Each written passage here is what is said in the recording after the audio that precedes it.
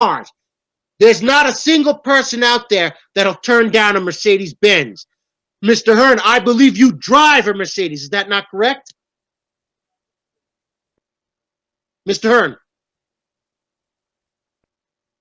Mr. Hearn, are you there? Yes, I am. You drive a Mercedes, right? That's correct. Although, to be fair, Mr. Hearn drives it with a Gagut license plate. Is that also not correct? That's correct.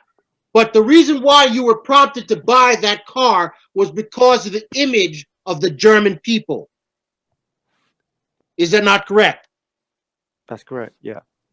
The formula which you see on this Deutschmark is one of the reasons why people have respect for the Germans.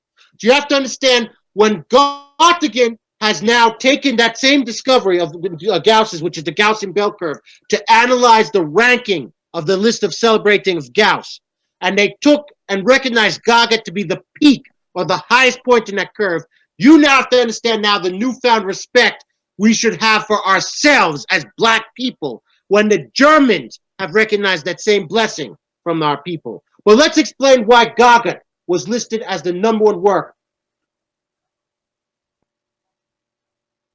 You have to understand, Gauss was one of the many Europeans who were trying to search for what they were calling a unified field theory.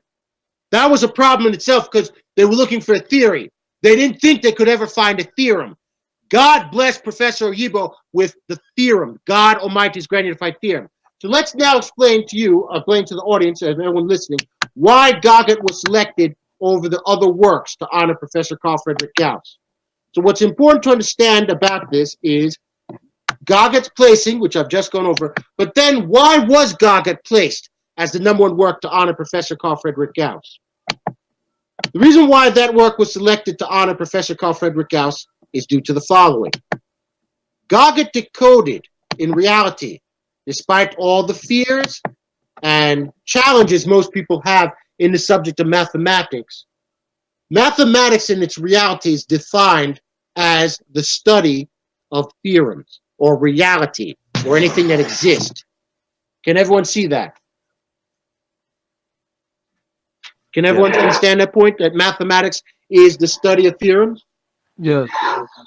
Okay, that's Gagutical. Even Jim Crow didn't really understand that, because that was one of the problems I was just going over with Gauss and the others. They were looking for a theory as opposed to a theorem. So they obviously didn't understand the nature of mathematics in reality.